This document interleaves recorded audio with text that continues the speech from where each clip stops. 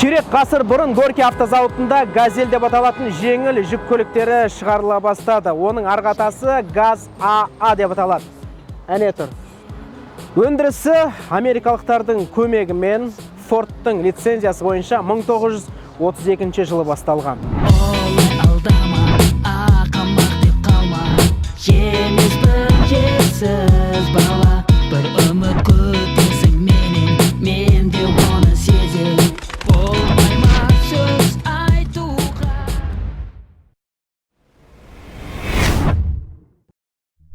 Сексенші жылдардың басында қалада ебедейсіз көрінетін газон мен зилді алмастыратын уақыт келді. Жүк көтеру әлеуеті 1,5 тоннаға тең машина қажет еді. 1981 жылы партияның съезінде осы мәселе көтерілген. Кеңес өкіметінің топас саясаты үшін, дәлірек айтқанда жоспарлы экономика үшін билік өкілдері қаржыландыруды қарық қылмады. Ал зауыт басшылары әрине жаңашылдыққа қарсы болды. Олар ескі платформада жаңа машина жасайын деді. Сол себепті де донор ретінде Волга таңдалды. Орыстар техниканы өмір бақи батыстан көшіріп жасайды. Газельдің алғашқы буыны Ford Transitке 86 жылға қатты ұқсайтын. Бірақ мына машинаның дебюті сұмдық болды. Шыққан бетте 13.000 көлік жарты жылда сатылып кетті, ал 1996 жылы 58.000 газель өз иесін тапты. Ең қызығы 90-шы жылдардың орта шеніндегі тоқырау заманында газелист деген жеке мамандықтың пайда болуына мұрындық болды. Газель кезінде қандай қызмет атқармады дейсің? От сөндірді, жедел жәрдемде болды, жолаушы тасымалдады. Айтпақшы, алғашқы жарнамасы қазір күлкілі көрінеді.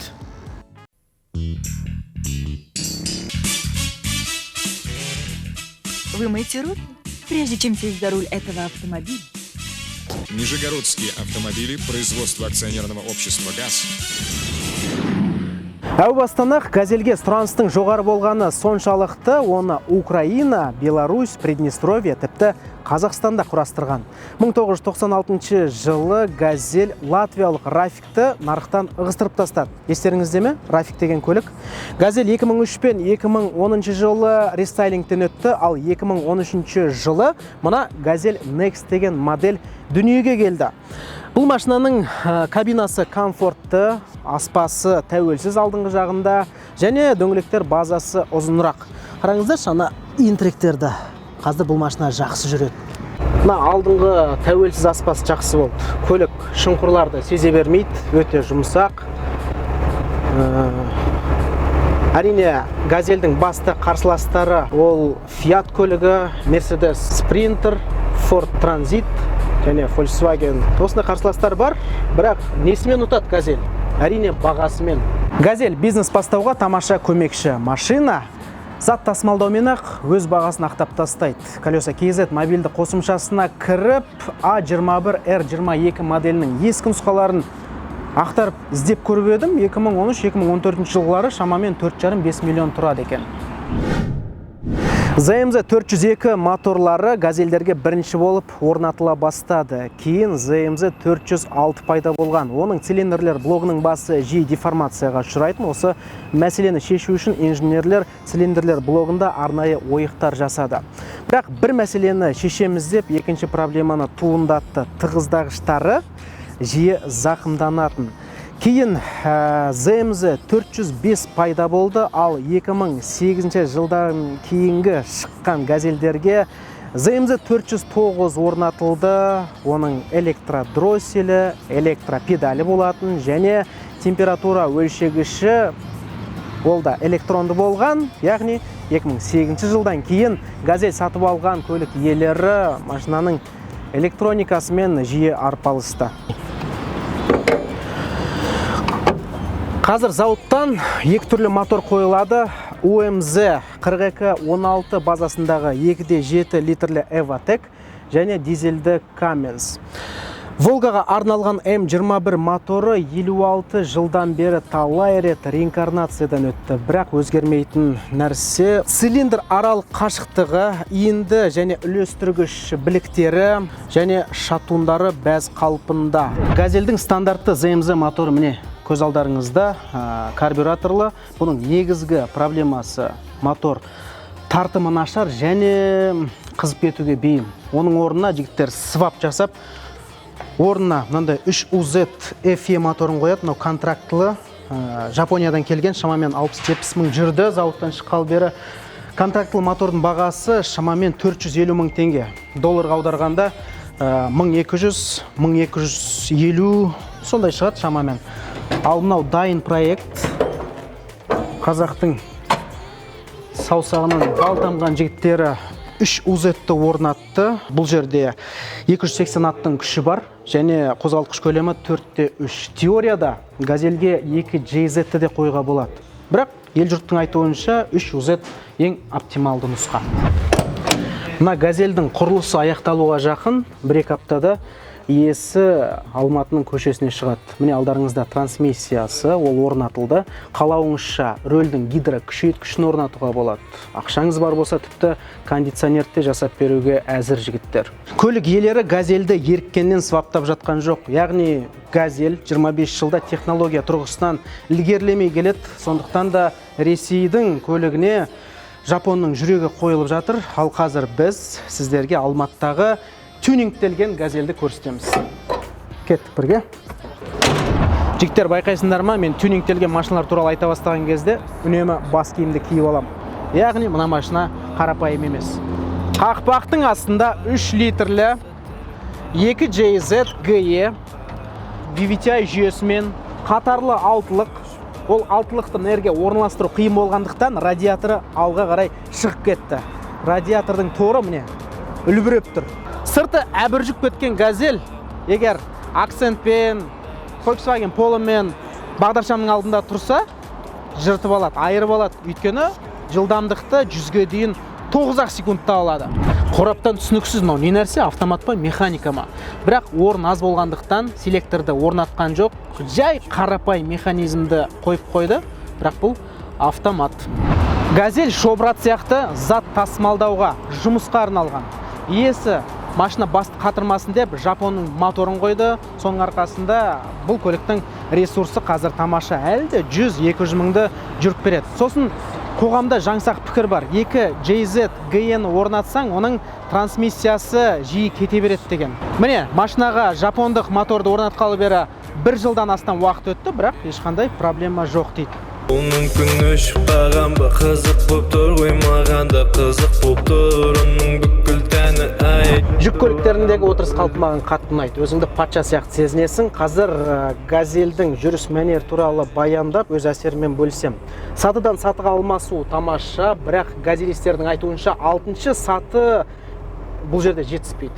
Жылдамдық 100-ден асып кеткен кезде аңырайды машина. Шетелдік жүк тасымалдайтын көліктер алдындағы бір минусы осы газельдің. Автомат жетіспейді.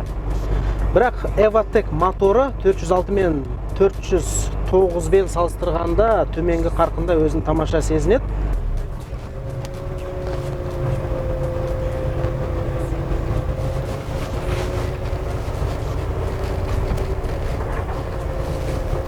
Бұрылу градус тамаша газельдің. Мына жерге симаймау деп тұрған кезде сиіп кетеді ғой. Мына тұрған газель бизнес. Оның Next-тен айырмашылығы неде екенін айта кетейін. Бұл жерде балка тұр. Ал Next-те тәуелсіз аспа, яғни интіректер. Пластик детальдар өте көп, тіпті шеткі қанаттарда. Газель көтеретін стандартты салмақ 1,5 тонна. Рессорлар одан да жоғары салмаққа жарамды, бірақ үйтсеңіз аспаға зияны келеді. Газельді жүргізу үшін арнайы С санаты қажет емес, мұнысы жақсы. Б категориясымен де сіз газельді басқара аласыз. Мынау стандартты шанақ 5 евро палет сияды. Баяғыда 3-ақ қана сиятын. Бұның түрленімі көп. Сіз артқы шанақты кеңейте аласыз, ұзарта аласыз. Қажет десеңіз рефрижераторды қоюға болады. 6 метр қылам десеңіз мархабат. Мынау көліктің рамасы. Баяғыда мына бак шіріп басты қатыратын көлік иелеріне. Қазір бұл пластиктен жасалған және көлемі үлкейді. Қазір 80 литр сыйымдылығы бар, баяғыда 70 литр болатын. Міне мына рамаға сіз 4-те 2 метрлік, 3 метрлік, тіпті одан да үлкенірек бортты қоя аласыз. Өз қалауыңызша оның биіктігін қанша қылам десеңіз де ешкім сізге қой демейді. Қажет десеңіз, Евро платформа деген бар. Ол кезде газельдің сол жақ қапталы түгелдей ашылады. Ол алюминийден жасалған. Ал мынау металл конструкциясы. Пікірге жаза кетіңіздер. Шамамен 8,5 миллион теңгеңіз болса, су жаңа газель сатып аласыз ба, әлде орнына Mercedes Sprinter мен Ford Transit'ті қалайсыз ба? Газель Next 3 орындық және 7 орындық, ал Газель Business 3 орындық және 6 орындық. Мынау Газель Next. Артында 4 жолаушыға орын бар. Менің алдымнан кетпейді, күтуге шыдам жетпейді. Қайта сені ойлап сағыныш күн өтпейді. Ешкімге сені қимаймын, жүрегім менің жылайды. Газель Next сияқты мына алдыңғы панель Газель бизнеске де қойылады. Мұнда айтпақшы рөлдің гидрокүшейткіші бар. Әйнектерді электр көмегімен түсіруге болады. Мульти-руль орнатылған. Ортада сенсорлы монитор. Байқасақ, қалталары өте көп. Телефонға болсын, құжаттарға болсын. Мына жақта есіктің картында үлкен бір үңгір бар. Оң жақта жолаушыларға құжатты қоятын A4 форматындағы қағаздарды сақтайтын мынандай қалтасы бар. Және тіпті 1 литрлі құтыға мына жерде үңгір қарастырылған. Жоғарыда орын жетеді, яғни жолаушылар да, көлік жүргізушісі де өзін комфортты сезінеді. Қараңыздар, сол жақ қапталда шынтақ тірегіш пайда болды. Баяғыда газелистер, естеріңізде ме, бас тіреуішті әйнекпен панельдің ортасына салып қоятын, сөйтіп барып демалатын. Кондиционер де жоқ. Мынаны газелистер ғана білетін шығар. Баллон кілтімен домкрат. Оң жақта жолаушылардың астында орналасқан. Бірақ орындалу қайтадан қараңыздаршы. Мынаны әдемілеп жасауға болатын еді ғой. Бүйтіп ырбиып тұрмайтындай бәрі ше. Қыста көліктің тұмсығына кигізілетін чехол орындықтың астында орналасқан. Бұл радиаторда суықтан сақтау үшін әрине. Тағы айтам, мінекей газ қондырғысы көліктің оң жағында. Кейбіреулер газельдің сол жағына тағы бір осындай үлкен қондырғыны орнатады. Салмағы бірдей болу үшін ше, көліктің оң жақ бүйіріне көлік жатып қалмау үшін. Бірақ ол жаңсақ пікір, кейбіреулер онымен келіспейді, бір жағында тұрса да ешқандай айырмашылық жоқ деп санайды. Ал енді минустар жайында тек қана мақтай бермеймін ғой газельді. Қараңыздар, бәрі ойнақшып тұр, панельдің сапасы нашарлау, материалдар ең арзан. Мынаның матасы ары кетсе 1-2 жылға шыдайды, содан кейін реңкі, түсі қашып кетеді. Мына шынтақ тірегіш тек қана бір қалыпта. Орындықта тура сондай, статикалы. Газ қондырғысы қалай жұмыс істейтінін түсіндіре кетейін. Мысалы, сіз көлікті суық кезінде қостыңыз деп есептейік. Судың температурасы 60-тан аса бастағанда мына Г деген батырманы басып қаламыз. Сол кезде көлік тек қана көгілдір отынның көмегіне жүгінеді, сұйық отынды ысырып тастайды.